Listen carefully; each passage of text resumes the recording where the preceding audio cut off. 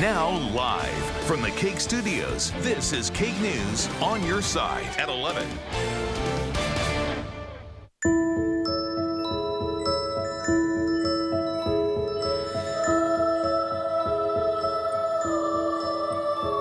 Welcome to a decade of a Christmas. Get your chestnuts roasting on an open fire.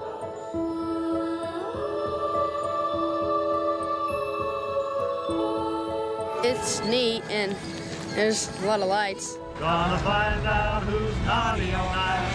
Santa Claus is coming to town.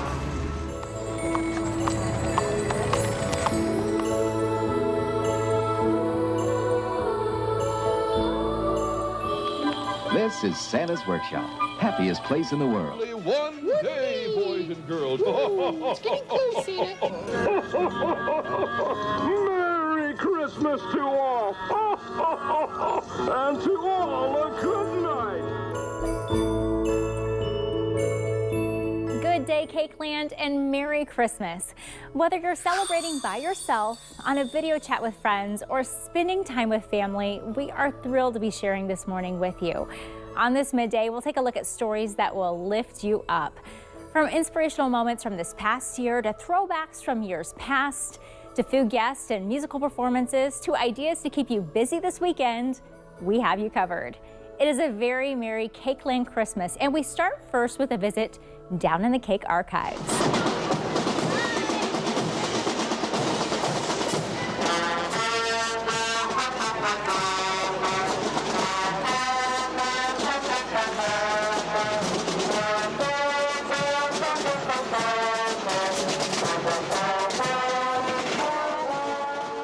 The anticipation of Christmas starts weeks before this very day. Take a look at this parade in Hutchinson in 1988. Hundreds of people, especially the little ones, lining the streets of town, all to catch a glimpse of the festivities and, of course, the big guy in red. We saw a lot of the same excitement at the Winterfest parade that same year. Wicked dance moves, Santa's little helpers, and jolly old St. Nick greeting people. Our KAKE News family participating in all the fun year after year. Racing Santa's sleigh in this contest, it was a lot of tough work, but our team together showing that with a little bit of grit and all of that determination, it can pay off. Hey, we even got a championship win. That's not too bad. And over to 1990 for the annual Taste of Christmas tradition. People could sample foods from different vendors to get a bit of inspiration ahead of the holidays. Hey, and speaking of food, nothing is larger than life than what you see right here. In November 1991, families would visit this gigantic gingerbread castle. It's fully decked out in lollipops, a train, presents, and other sweet decorations that kids could not resist. But in all honesty, size doesn't matter. We couldn't help but have some fun with it in our news studios. Our own Allison Ackland working on this KAKE News gingerbread house. I mean, look at that detail right there. Pretty cool, huh? Including a miniature anchor desk, a teeny meteorologist. We even have some chocolatey studio cameras filming. Allison and meteorologist Frank Wild's design took us to a celebrity contest to help benefit the Assistance League of Wichita. If that makes you a little hungry, don't worry. We have some food segments coming at you in a bit. Yet one part of our community history, which I love, is the way folks have lifted others up. We've done some great work over the years. Every time you give out a toy to one of these underprivileged children, you think about that Christmas morning, how that kid's going to just smile from ear to ear. And they really do. Toys for Tots is one of those programs that makes a big difference. This collection is backed by the U.S. Marine Corps. This throwback from 1991 shows us just how much folks here at home care. The program began in 1947 with 5,000 toys collected and given out. To this day, Marine Toys for Tots gives an average of 19 million toys to 7 million less fortunate children. Our Cake News family has heard from many of you, and we know that plenty of people have faced some tough calls this year. Our Toy Mountain has been a big mission here at Cake. For the past month, we've welcomed people to bring by those gifts to the Cake studios and build that mountain under our Christmas tree. We even had the chance to catch up with those at our collection drive. We're just beyond happy to report that we have collected more than 2,300 toys and more than $2,000 in donations for the Salvation Army. That's more than double the amount of toys and donations in the past couple of years. You know, this would not be a success without the generosity of people like you, our viewers. By the way, if you happen to get a new coat for Christmas or are cleaning out your closet soon, we will be collecting new and gently used coats, sweaters, and blankets for our Coats for a Cause drive. The campaign has been near and dear to Cake's heart since 1988. The drive will run throughout the month of January, so if you're able to contribute to it, that's great. If you're in need, that's okay too. We'll keep you posted on how to get access to this so you can stay warm this winter.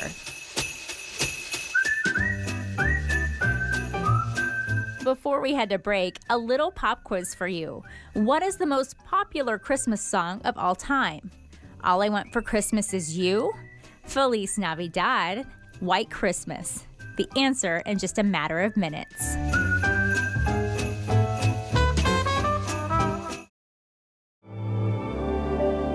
I'm dreaming of a white Christmas, just like the ones I used to know.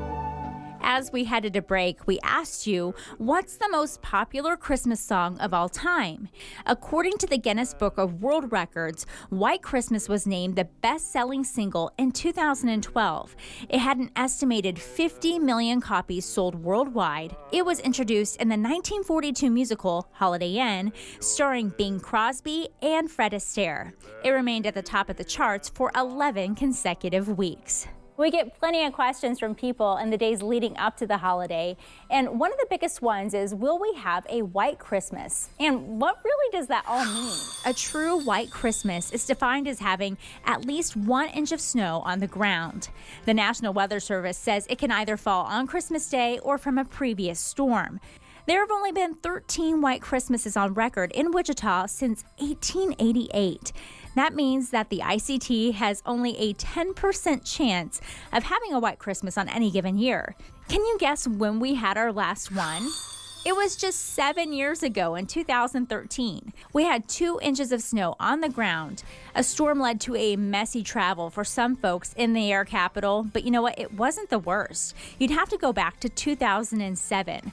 A snowstorm days before the holiday left 4 inches of snow behind. It led to travel concerns on the ground and in the air. That year tied the record for the snowiest Christmas in Wichita, which also occurred in 1962. He was just really jolly and happy and made the kids happy. Couldn't wait till Santa came. I'm just singing and dancing and having a good time, bouncing around.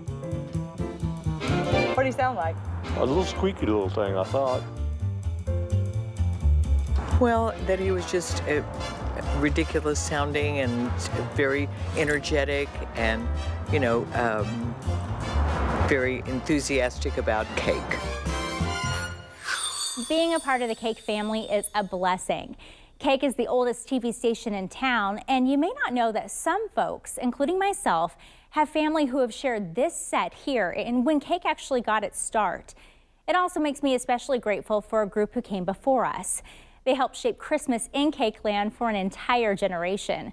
I thought it'd be nice to revisit a story we shared with you a couple years ago, as Cake's Shane Ewing takes us behind the legacy inside Santa's workshop. This is Santa's workshop, happiest place in the world, full of toys, laughter, and everything good. And best of all, Santa Claus is inside, and he's waiting just for us, so let's hurry.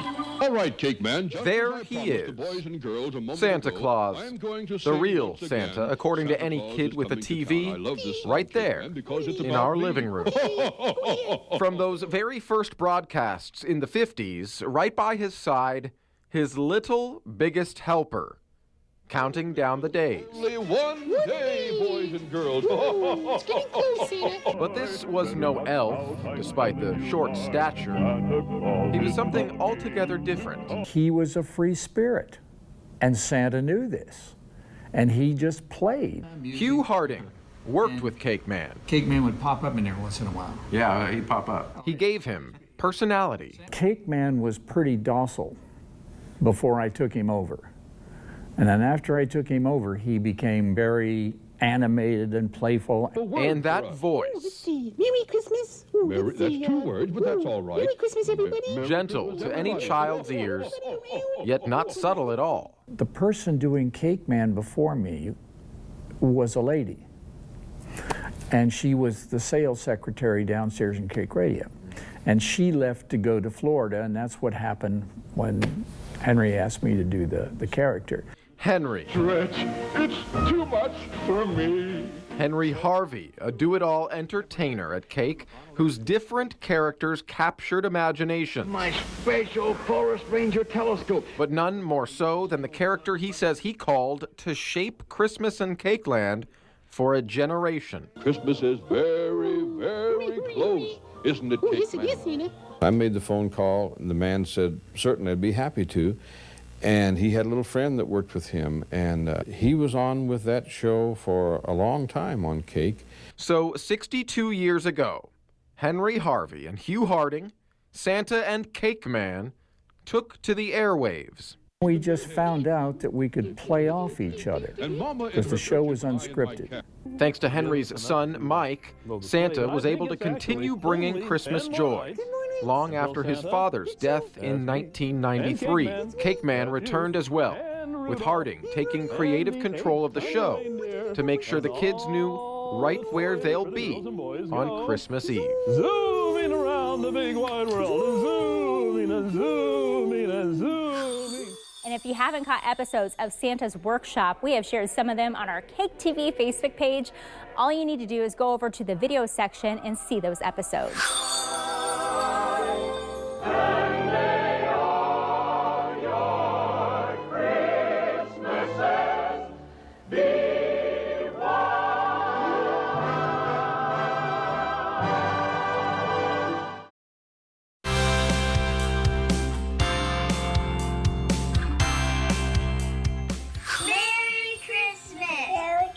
Ho, ho, ho. Merry Christmas. Merry Christmas. Merry Christmas, Grandma Ray. We love you. Merry Christmas, everybody. Merry Christmas. Some of our littlest KAKE viewers wishing you a Merry Christmas. With that, we are exactly 1 week away from celebrating a new year.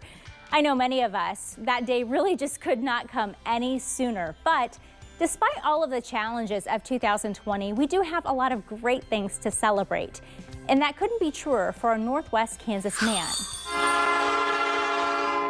How sweet is this? A man puts down his camera this spring, and he is seen taking pictures of a train rolling through a community. Dalton Boggs is the guy in blue plaid, and he works for the railroad. Here, the train is honking its horn. We see it approaching. A person throws him a box from the train, and then Dalton takes a moment to get down on one knee to propose to his girlfriend, Miranda. Dalton said plenty of people helped make this proposal a success, and by the way, Miranda did say yes. The two have a passion for railroads, and the only hiccup in the pandemic was that her ring was put on hold, so he had to use twine and a nut until that real thing came in. But it did, in time for their big day. Late this summer, Miranda and Dalton made officially husband and wife. We want to say congratulations to you, too. I mean, we're just so excited for you guys. Many blessings and adventures ahead. Now to one of my favorite stories of the year. A Wichita woman gets creative with the stay-at-home order. Back in March, Jan Hoop was inspired by a person making artwork out of Oreo cookies. So she grabbed a package and started to turn the treat into something extraordinary. Every day for 30 days, she molded that cream filling onto a cookie and turned it into people, mascots, and other objects that folks love, like Rosie the Riveter and Patrick Mahomes. She shared pictures of each one online, and she hopes this will encourage people to try new things while staying at home. It morphed into something than more than just sculpting on an Oreo cookie. I hope some of it's a little bit motivational. I hope it makes people happy. After sharing her story and with the help of social media, she caught the attention of the Wichita Art Museum. Jan's been a part of the Foot in the Door exhibit, which features 570 pieces by Wichita residents. She had to recreate her cookie artwork with clay, but you can see it right now at the exhibit. It is on display until mid-April at the museum. Your family is probably soaking up some holiday traditions, and the biggest ones for a lot of folks really just starts in the kitchen. So we have a question for you. What do you think the most popular Christmas treat is in Kansas? We'll check to see if you're right after this break. Until then, here's a special musical performance from our friends over at Barton County Community College. Jingle bells, jingle all the way. Oh, what fun it is to ride in a one-horse open sleigh. Hey, jingle bells, jingle all the way. Oh, what fun it is to ride in a one-horse open sleigh.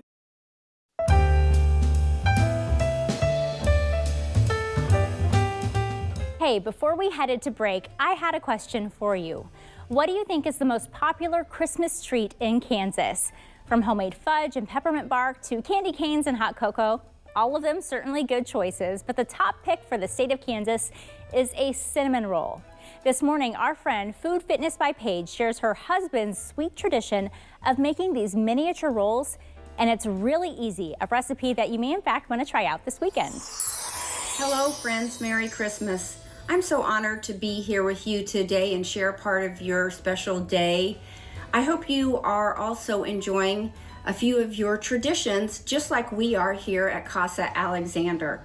In fact, I wanted to share with you one of our favorite traditions, which is Ross's Christmas morning cinnamon rolls.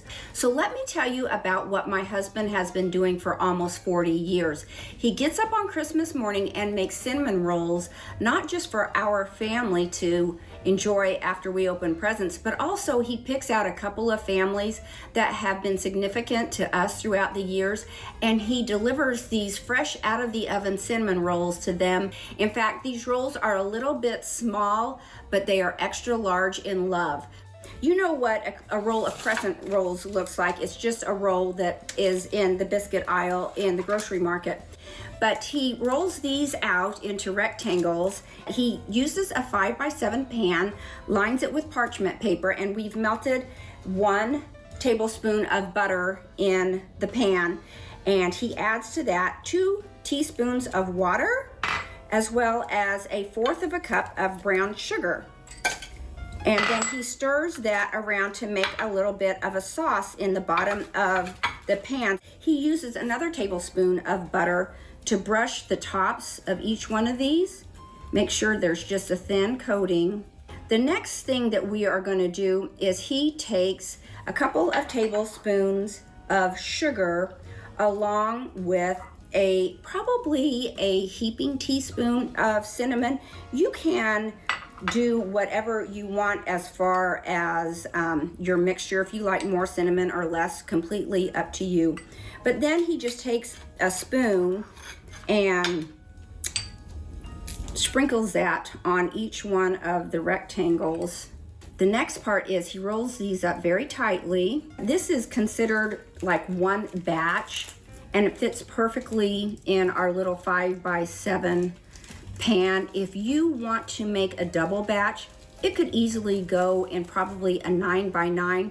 He has tried it in the 9x13 pans, but the problem with that is they start getting a little bit gooey in the center and more done on the outside perimeter. What he does before he puts it in the pan is he slices this into 4 equal sections, and then we are going to put them in our pan. Now, the key to this, I have found, is not overcrowding these. I think they cook up a lot nicer if you give them a little bit of space, if you can. And once we're done putting these in here, we are just going to bake them at 350 for about 25 minutes, but watch them those last 5 minutes or so because they start browning quickly. And some ovens vary in temperature settings, so just keep a close eye on that. And then after you are done cooking them, I think it's best to let them set for about 15 minutes before you flip them over. You flip them upside down and that beautiful glaze then is on the top. If you want to start a tradition for your family or giving them to someone special, I think they would enjoy that too. Now, Paige also shares a favorite, her mom's ham and bean recipe, and a whole lot more for you all. You can catch it all on her blog, Food Fitness by Paige, on Facebook. And if you didn't know, I'm a big fan of making cinnamon rolls as well. I love to share my baking adventures on my Facebook page at Annette Lawless.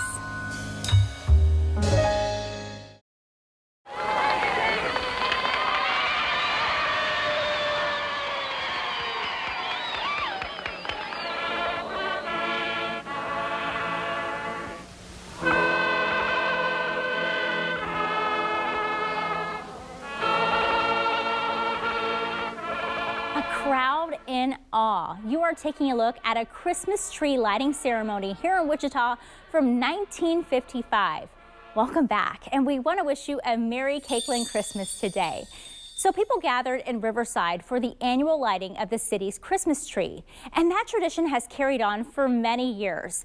You'll even see some similarities with this glimpse in 1989.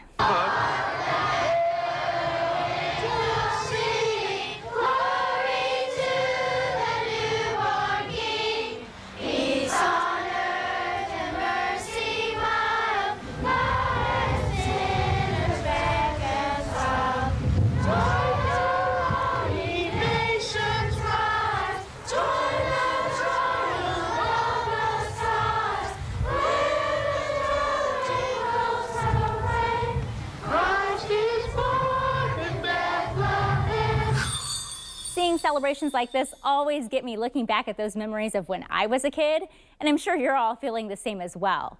What traditions do you embrace this time of year?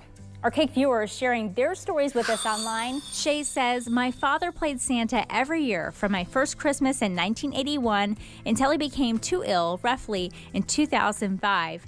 He died in 2009. I still have this suit. From Kathy, looking at lights, a family tradition started when I was young and through my boys, now grandkids. Norman's favorite tradition? He shares this photo saying, baking snowball cookies with my wife. Bridget writes, best Christmas memory is playing with my first set of Tinker toys, wooden sticks for building.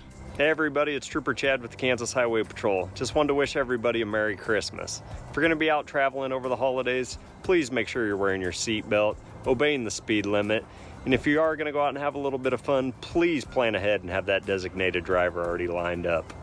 Stay safe, stay healthy, Merry Christmas.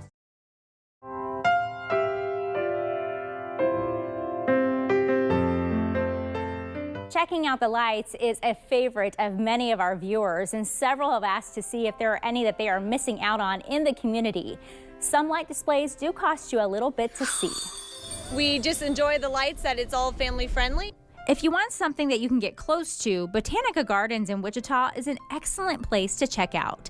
This year, you do have to reserve your tickets online. This helps them limit the number of people who are on site at one time and to allow for safe distancing so you can check out the lights that people just can't get enough of. They also have a drive-through option. You can look at illuminations from now until January 30th.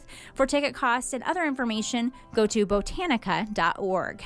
The Arcs Lights is a perfect drive-through opportunity right now. It runs until December 28th. It costs $10 a carload. Donations are accepted. You can even get discounted tickets at area Quick Trips. The signature Wichita event raises money for people with developmental disabilities. One of our KAKE viewers, Kendra, says going down to Cowley County is one of her favorite traditions. She loves driving through the Isle of Lights in Winfield. She said this year she took her pup, Rudy, for the first time, and he loved it. That's good. The Isle of Lights was formed in 1993 and is a nonprofit for the city's Island Park. Admission is free, but donations are accepted. It's display beams until December 30th. Some Wichita neighborhoods putting together excellent displays you can also see until the end of the year. You can cruise down Candy Cane Lane near 119th and Central. We have a Facebook post up right now with holiday light displays in our area, but we would love to see where the best ones are for all of KAKEland. So feel free to add your comment to this post, including a picture, location, hours, costs, and other details, so people can go out and enjoy those neighborhoods safely. Hi, I'm Tammy Snow, Wichita Fire Chief. Throughout the pandemic, Wichitans have proven we're a community that takes care of each other.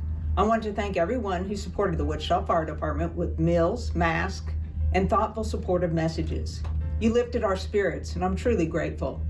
Thank you also to the healthcare workers, educators, and all those who went above and beyond to help others throughout our community.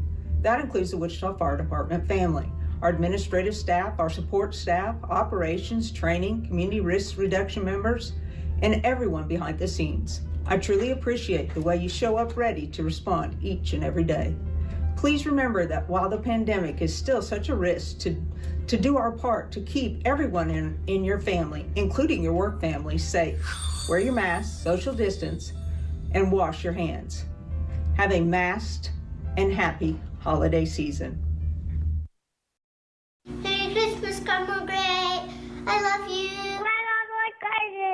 We like spending Christmas Eve at Grandma Greg's. My favorite part of Christmas Christmas. Merry Christmas, Grandma. Love you. Family tradition is getting together with our family always on Christmas Eve. We miss you, Mom. We love you. Our mom is in an assisted living facility, so sadly, under the circumstances, she can't be with us this year. She's got 21 grandkids and 30 plus great grandkids, and all she wants to do is be able to give them a great big hug. We love you and miss you, Mom. And we miss you, Mom. Merry Christmas.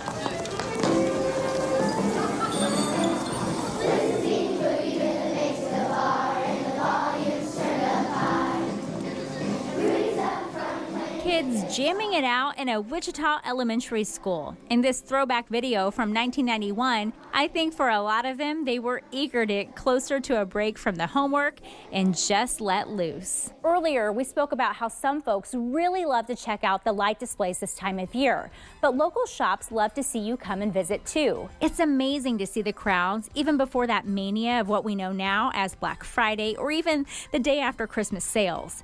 This is a look at people rushing through downtown Wichita in 1959, getting those last-minute gifts for their friends and family. Kids also learning some business skills that would make the sharks of ABC's Shark Tank happy. Here in town in 1992, they're having a blitz of a sale, selling their own handmade products to their peers. How about one last quiz for you? What is the highest grossing Christmas movie of all time? The answer is next here on KAKE. Merry Christmas! Merry Christmas, Grandma Gray. I love you. Merry Christmas. Merry Christmas. Merry Christmas. Merry Christmas. Merry Christmas, Grandma Gray.